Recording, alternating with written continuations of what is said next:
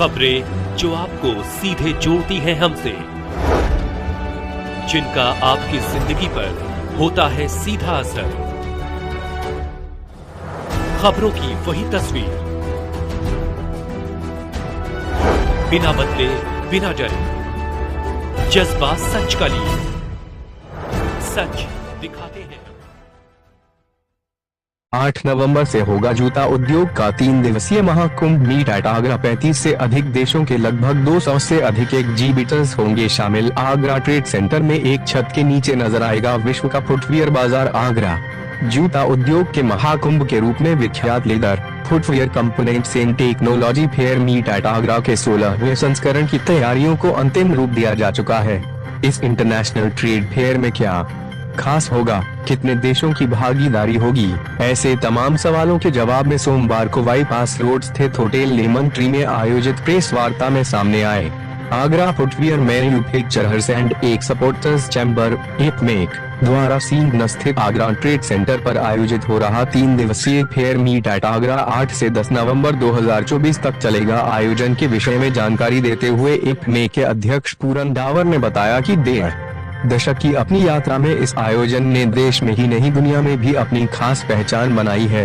लगभग 35 से अधिक देश और लगभग 200 से अधिक एग्जीबिटर्स इस साल इस आयोजन में भाग ले रहे हैं। इस फेयर में इस साल लगभग 6000 ट्रेड विजिटर्स और 20,000 से अधिक फुटफॉल के आने की संभावना है।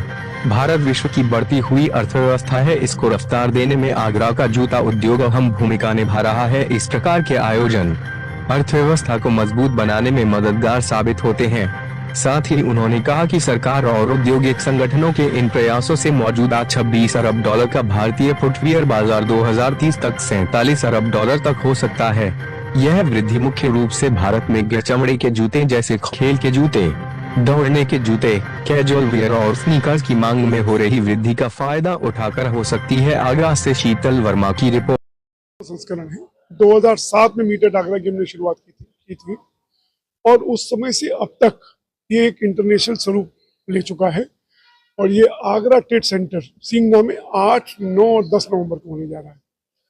इस बार की खास विशेषता ये रहेगी कि इस बार ताइवान फोकस रहेगा और ताइवान का एक पूरा डेलीगेशन आ रहा है और जो यहाँ पर अपनी संभावनाएं तलाशने के लिए कंपोनेंट इंडस्ट्री में जितने भी तरह के कंपोनेंट्स फुटवेयर इंडस्ट्री में लगते हैं, चाहे वो लेदर हो, चाहे सोल हो, जितने भी टेक्निक है उनकी तकनीक भी यहाँ प्रदर्शित होगी, मशीनें भी यहाँ प्रदर्शित होंगी। और मेरी सभी से अपील है कि चाहे वो एक्सपोर्ट से जुड़े हों या डोमेस्टिक से जुड़े हों, चाहे आर्टिजन इंडस्ट्री से जुड़े हों, उनको बहुत कुछ नया देखने को मिलने वाला है। करीब 35 से ऊपर देशों से 225 एग्जीबिटर्स भाग लेने वाले हैं और इसमें जो लगभग 35 से ऊपर देश पार्टिसिपेट करने वाले हैं। तो मुझे लगता है कि आगरा की इंडस्ट्री को एक नई छलांग लगाने के लिए, जिस तरह से पूरा विश्व देख रहा है, भारत को एक बड़े बाजार के रूप में देख रहा है और भारत को एक फुटवेयर फैक्ट्री के रूप में भी देख रहा है, क्योंकि यहाँ की डेमोग्राफी, यहाँ की यूएसपी जो लेदर की है और यहाँ जो ट्रेडिशनल वर्कफोर्स है उसमें भारत का हिस्सेदारी बढ़ाने के हमारे लगातार प्रयास है।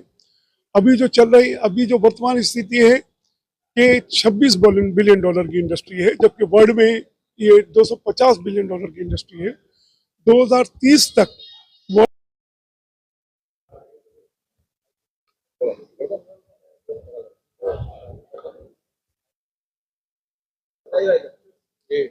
उपेंद्र सिंह लवली, प्रेसिडेंट आगरा शू मैन्युफैक्चरर एसोसिएशन एस्मा। देखिए, जैसे देश के हालात हैं या जैसे विश्व के हालात हैं, उस दौरान पे जैसा आप देख रहे हैं इतने बड़े आयोजन का होना और करीब 225 एग्जीबिटर्स का आना, जिसमें 140 बड़ी कंपनीज हैं और उसके साथ साथ विदेश से भी ताइवान के डेलीगेशंस का आना विद कॉमर्स इंडस्ट्री, जो भी उनके लोग हैं वो लोग आ रहे हैं।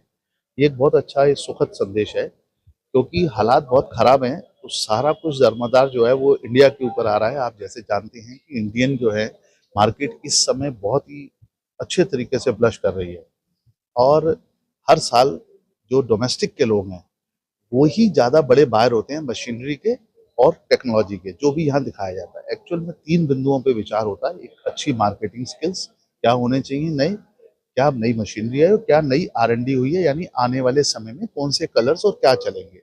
उस प्रवेश में ये जो चीज़ हम लोग लगा रहे हैं फेयर, ये बहुत बड़ा साथ देगा और इंडिया बहुत ग्रोथ कर रहा है। इतनी बारिश इसके बावजूद भी आज जूते का माल पैदा नहीं है डोमेस्टिक मार्केट में। पूरे तरीके से काम है डोमेस्टिक में। जरूर एक्सपोर्ट में कम है, लेकिन डोमेस्टिक बहुत अच्छा है। मुझे लगता है सारे डोमेस्टिक वाले जितने भी फैक्ट्री वाले इससे लाभान्वित हैं।